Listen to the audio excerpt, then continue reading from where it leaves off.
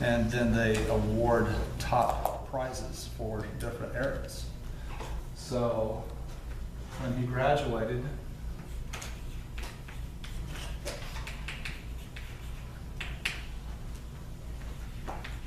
he got top prize in organ, in piano,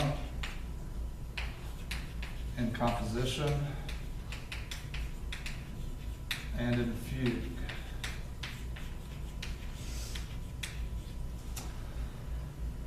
So he was very well known as an organist in Paris. So wrote lots of works for that instrument, and that's very much like Bach. And so there's certainly a big influence.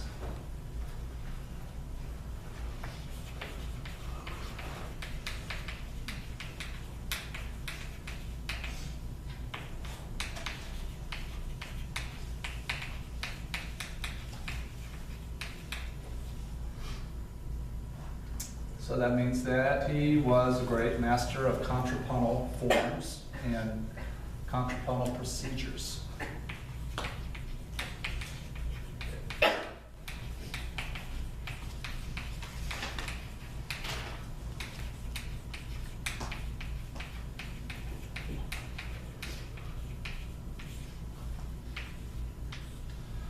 Another characteristic is his harmony, which is very chromatic. So the second half of the 19th century was influenced greatly by the operas of Wagner, and so chromaticism was extended. So we'll put here chromatic harmony.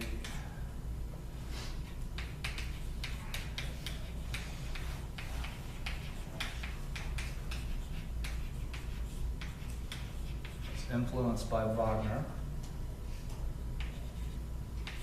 Another characteristic is that he made a lot of use of cyclic structures. And so what we're going to see in this violin sonata is that Franck takes the A theme, the very first theme that you hear the violin present. And that is a cyclic idea that comes back in each movement. So it comes back in second, third, and fourth movement. So it's a four-movement work, and it makes use of the cyclic idea. So I'll just put here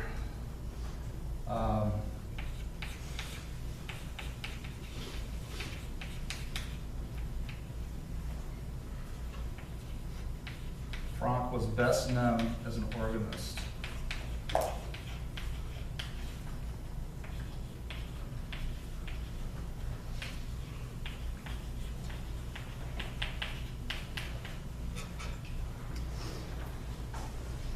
All right. So this work was written later in his career. So it was written in 1885.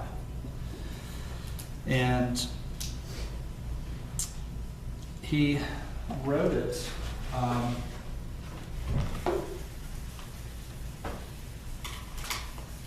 with the violinist Issei in mind, and Issei was the performer who premiered it with Franck.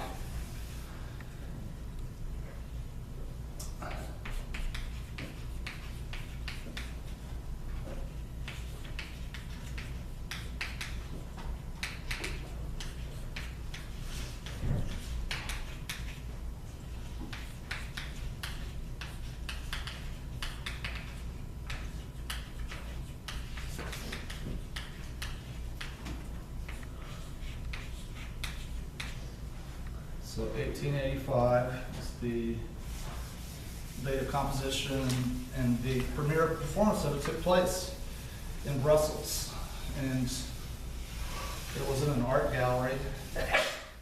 They just had natural lighting because wax from candles would damage the artwork, and the concert got started late enough that by the time they finished the performance, it was completely dark.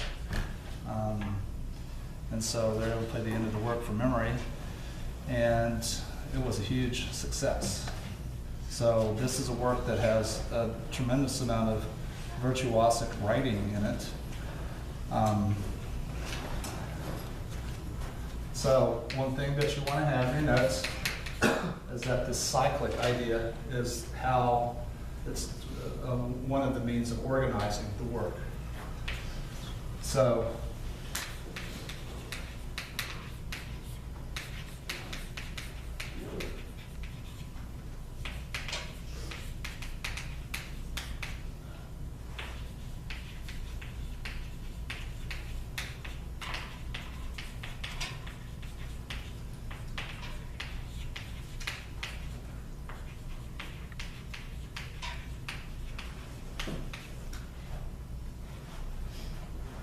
so we'll discuss that, and then the way that the forms work.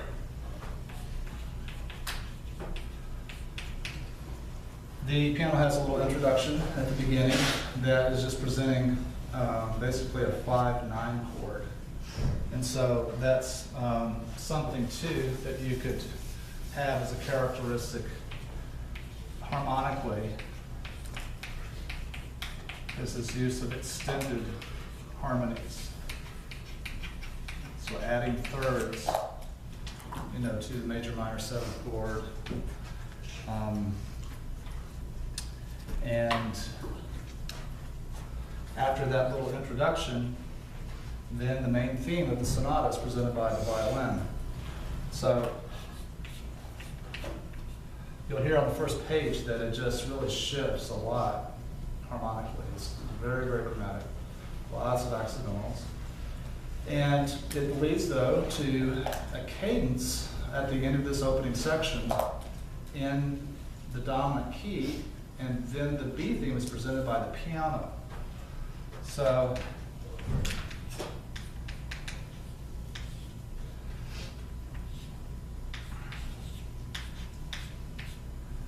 it starts off in E major, but it doesn't stay in E major very long. And the B theme is very dramatic, very big, loud. The A theme is very lyrical.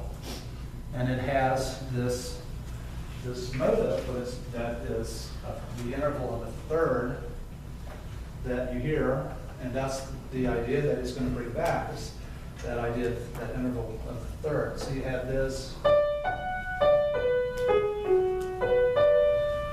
So this idea of the third. So you'll hear that come back. Give you a copy of this.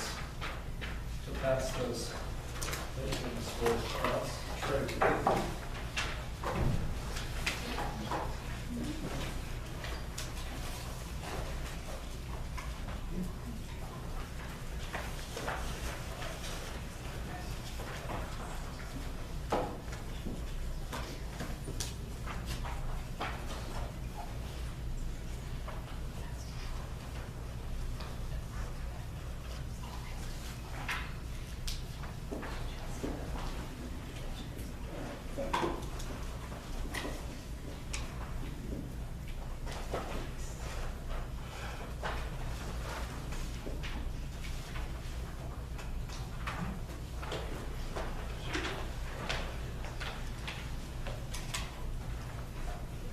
So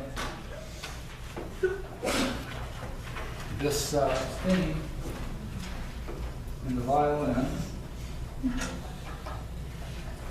is just presented and sequenced. He discusses this. It leads to the cadence on E major on the second page, and there at letter A is then where the B theme is presented in the piano, and the B theme is only presented in the piano.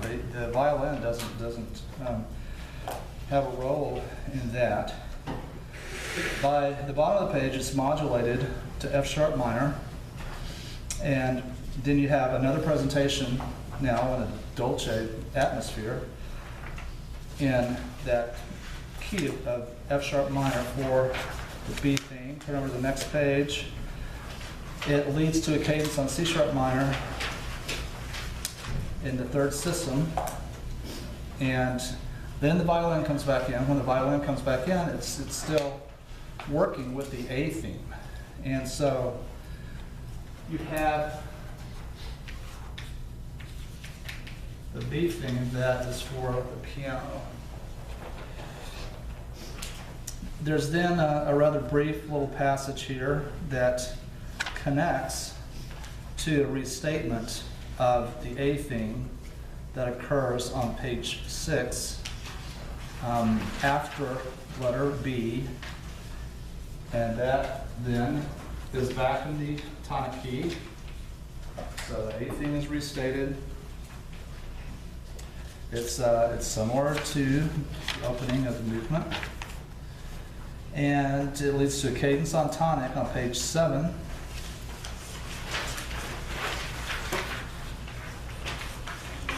So up to this point, it kind of sounded like a ternary or rondo form, but it brings back the B theme in tonic there on the third system. And then there's a little discussion of that, and then there's a brief little codetta that starts on page 8, the end of the third system, when the violin comes back in. So a structure like this, which has the idea of A theme and B theme that are in contrasting keys and that they're both restated, is like Sonata Allegro, but it doesn't have a development section, or it has a really short development section. This is called sonatina form.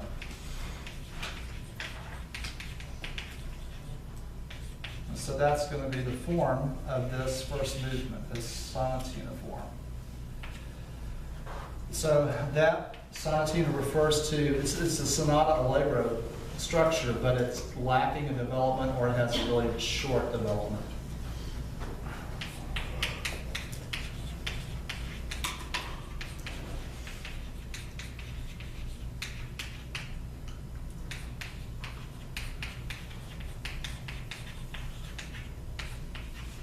So it either lacks development section,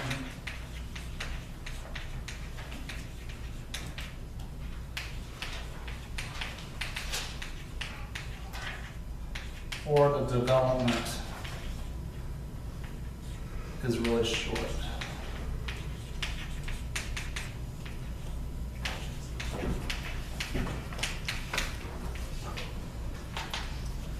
Okay, so that's the first movement. So as I mentioned, in total, this sonata has 4 movements. And we're going to listen to the first movement now.